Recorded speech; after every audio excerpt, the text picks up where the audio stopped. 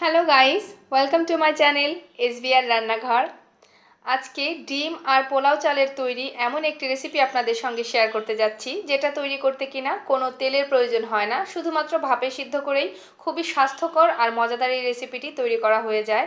আর এটা সম্পূর্ণই ইউনিক একটি রেসিপি। এই রেসিপিটা হয়তো সচরাচর কোথাও দেখতে পাননি।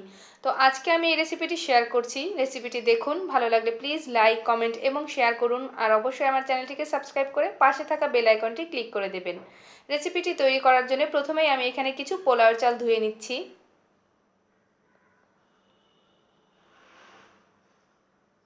চালগুলোকে 2 থেকে 3 বার কচলে কচলে ধুয়ে নিব। যেহেতু প্যাকেট চাল, এর জন্য খুব বেশি পরিমাণ ধোয়ার দরকার নেই, 2 থেকে 3 বার ধুয়ে নিলেই হয়ে যাবে। ধোয়া হয়ে গেলে জলটা ঝরিয়ে নিয়েছি, আর এরকম ভেজা অবস্থায় এটাকে রেখে দিব। চালটা এখন আমি একটা সাইড করে রেখে দিলাম। কিছু সময় পর কিন্তু আপনা আপনি চালটা কিছুটা ফুলে উঠবে, তাই জন্য জলটা কিন্তু রেখে দেওয়ার দরকার নেই, জলটা ঝরিয়ে রাখলেই হবে। আর রান্নাটি করার জন্য অবশ্যই ডিম লাগবে, যেহেতু ডিমের রেসিপি। আর হার্ড বয়েলড 2টা ডিম নিয়েছি আমি, আর এগুলোকে কাঁটা চামচের সাহায্যে এইভাবে করে আমি গুঁড়ো গুঁড়ো করে নিলাম। এখন একটি গাজর নিয়েছি, এই গাজর থেকে কিছুটা গাজর আমি গ্রেট করে নিয়ে নিব।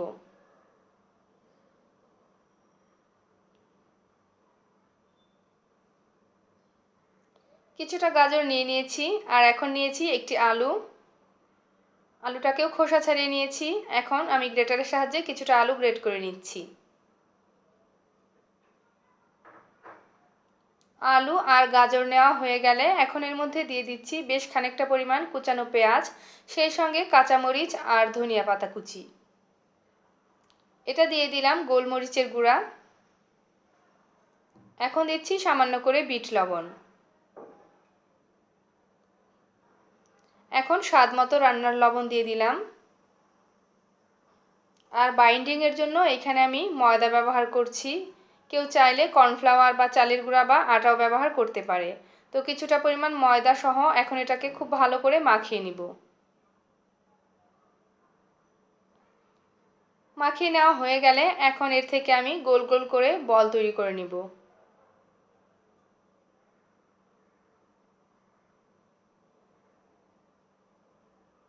এভাবে করে এক হাতের সাহায্যেই আমি ঘুরিয়ে ঘুরিয়ে বলটা তৈরি করে নিলাম।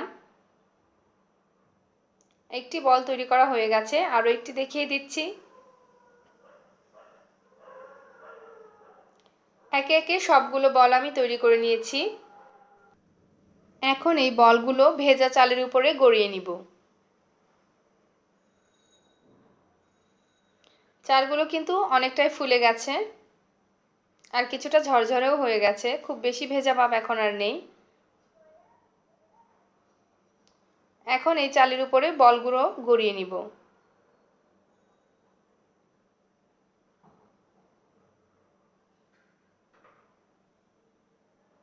একটা গড়িয়ে নিলাম, আরও একটি দেখিয়ে দিচ্ছি আমি। এটা তৈরি করা কিন্তু খুবই সহজ, আর খেতেও খুবই সুস্বাদু আর অবশ্যই স্বাস্থ্যকর। তো সবগুলো বল আমার গড়িয়ে নেওয়া হয়ে গেছে। এখন এগুলোকে আমি ভাপে সেদ্ধ করে নিব। আর ভাপে সেদ্ধ করে নেওয়ার জন্য আমি বেশ অনেকটা পরিমাণ জল আমি ফুটতে দিয়েছিলাম পাতিলের মধ্যে। জলটা যখন খুব ভালো মতন ফুটে গেছে, এর মধ্যে একটি স্ট্রেনার বসিয়ে নিলাম, আর এর উপরে সবগুলো বল আমি দিয়ে দিচ্ছি।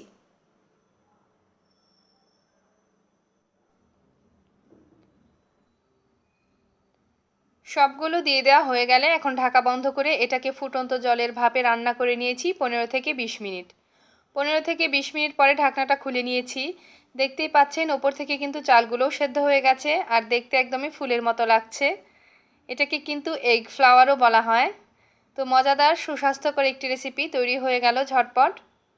রেসিপিটি ভালো লাগলে আপনারাও ঘরে তৈরি করে খান, আর সকলেই ঘরে তৈরি খাবার খান, সুস্থ থাকুন। ভিডিওটি দেখার জন্য সকলকে অসংখ্য ধন্যবাদ।